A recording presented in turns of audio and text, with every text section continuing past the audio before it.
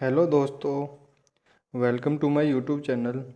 आप सभी का हमारे यूट्यूब चैनल में हार्दिक स्वागत एवं अभिनंदन है।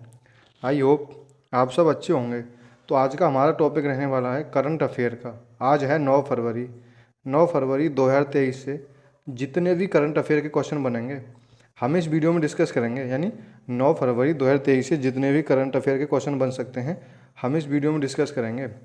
और वीडियो डिस्कस करने से पहले जो आज का हमारा मोटिवेशन कोट रहेगा वो है, विश्वास ऐसी शक्ति है, विश्वास ऐसी शक्ति है जिससे उजड़ी दुनिया में फिर से प्रकाश लाया जा सकता है। यानी विश्वास एक ऐसी शक्ति है जिससे उजड़ी दुनिया में फिर से प्रकाश लाया जा सकता है। इसलिए खुद पर विश्वास रखें और चलते रहें। यानी विश्वास खुद पर रखें और धीरे धीरे चलते रहें। तो चलते हैं आज के अपने टॉपिक पर। आज है 9 फरवरी।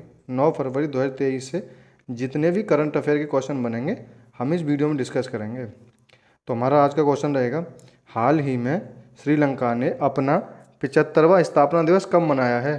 तो यानी श्रीलंका ने भी हाल ही में अपना 75वां स्थापना दिवस मनाया था, वो मनाया है 4 फरवरी को। और 4 फरवरी को कौन कौन सा दिन होता है?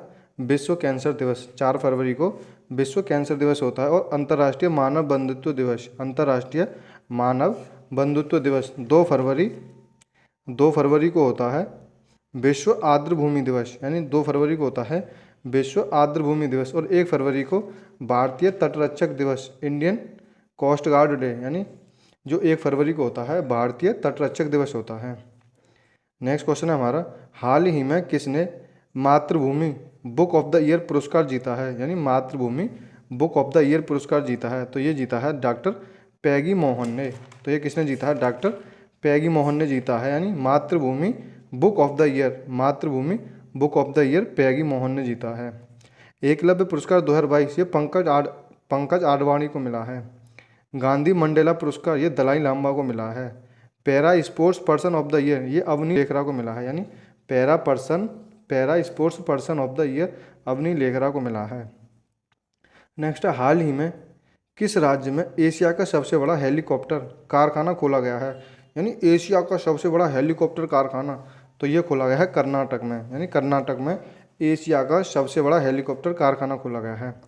केंद्र ने कर्नाटक को, यानी केंद्र ने कर्नाटक को कलाशा बंडूरी परियोजना को मंजूरी दी है। यानी केंद्र ने कर्नाटक को कलाशा बंडूरी परियोजना को मंजूरी दी है। मेगा डेयरी का उद्घाटन ये कर्नाटक के मांड्या में किया गया। यानी मेगा डेयरी का जो उद्घाटन है कर्नाटक के मांड्या में किया गया है और ये अमित शाह जी द्वारा किया गया है। यानी मेगा डेयरी का जो उद्घाटन है कर्नाटक के मांड्या में अमित शाह जी द्वारा किया गया है। नेक्स्ट क्वेश्चन हमारा, हाल ही में किसे प्रधानमंत्री की आर्थिक सलाहकार परिषद के सदस्य के रूप में नियुक्त किया गया है। यानी प्रधानमंत्री की आर्थिक सलाहकार परिषद के सदस्य के रूप में नियुक्त किया गया है, तो ये किया गया है शमिका रवि को। यानी शमिका रवि को प्रधानमंत्री की आर्थिक सलाहकार परिषद के सदस्य के रूप में नियुक्त किया गया है।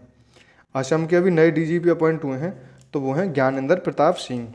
असम के अभी नए जो डीजीपी अपॉइंट हुए हैं उनका नाम है ज्ञानेंद्र प्रताप सिंह।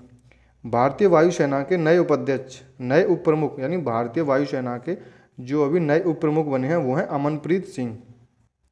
नेक्स्ट है हमारा, गुजरात मेरीटाइम क्लस्टर के पहले सीईओ कौन है। तो ये हैं माधवेंद्र सिंह। गुजरात मेरीटाइम क्लस्टर के पहले सीईओ हैं माधवेंद्र सिंह।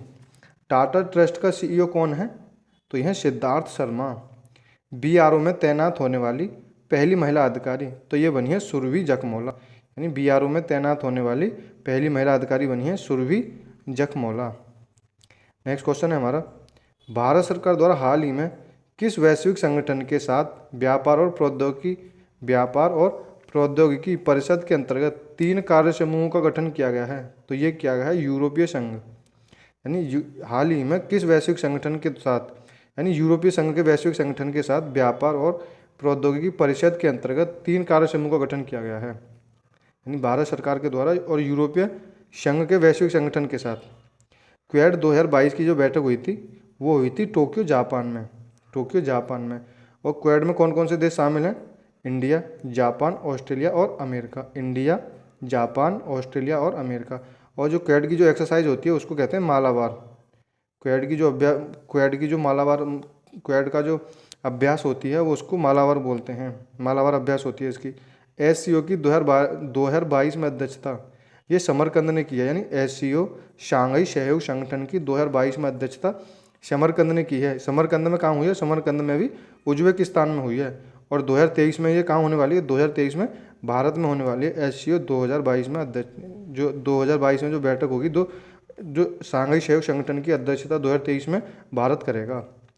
G20 की अध्यक्षता, G20 2022 की अध्यक्षता ये इंडोनेशिया के बाली में भी 2022 में इंडोनेशिया के बाली में संपन्न हुई है। और 2023 में 18वीं जो हुई है वो हुई है भारत में। नेक्स्ट क्वेश्चन है हमारा, हाल ही में इंटरनेशनल सीवैड अथॉरिटी द्वारा ब्लू इकोनॉमी में किसे अग्रणी निवेशक के रूप में नामित किया गया है? तो ये किया गया है भारत को, यानी सीवैड अथॉरिटी द्वारा ब्लू इकोनॉमी में भारत को निवेशक के रूप में शामिल किया गया है। ग्लोबल पावर इंडेक्स में सैन्य शक्ति के मामले में कौन सा स्थान है? यानी भारत जो कौन से स्थान पर है? ग्लोबल फायर पावर इंडेक्स में भारत का चौथा स्थान है। पहला स्थान रूस का, पहला यूएसए का, दूसरा रूस का और तीसरा चीन का है। तो नेक्स्ट क्वेश्चन है हमारा, हाल ही में किसे दुनिया की पहली लिविंग हेरिटेज यूनिवर्सिटी का दर्जा प्रदान किया जाएगा? हाल ही में किसे दुनिया की पहली लिविंग हेरिटेज यूनिवर्सिटी का दर्जा प्रदान किया जाएगा? तो यह है विश्व भारती विश्वविद्यालय। यह पश्चिम बंगाल में है, विश्व भारती विश्वविद्यालय।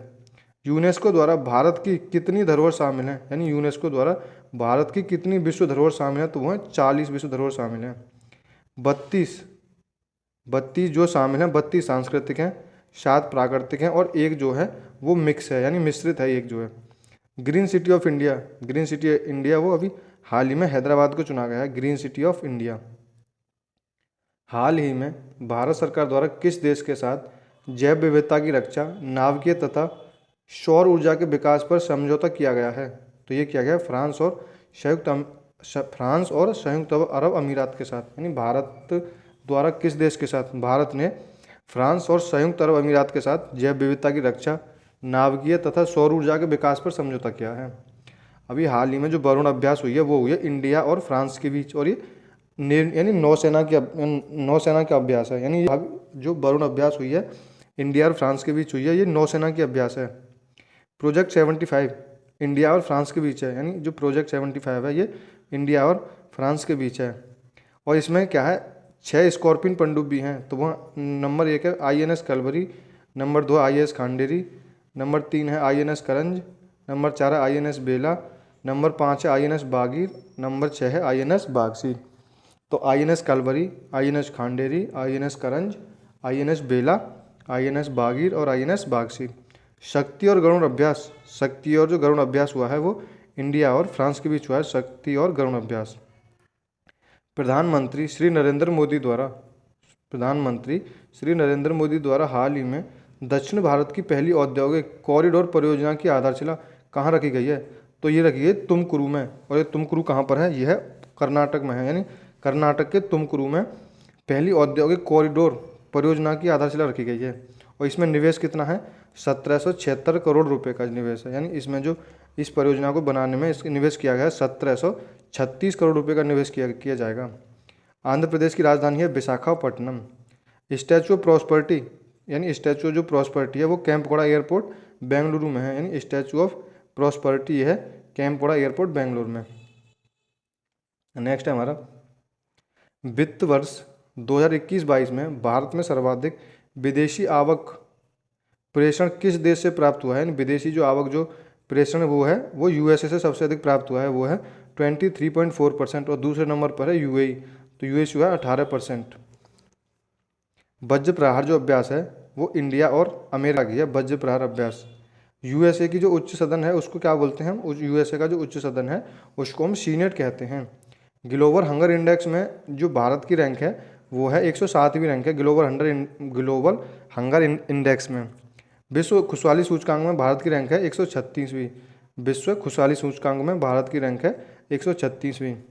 तो ये थे हमारे आज के लेक्चर के क्वेश्चन।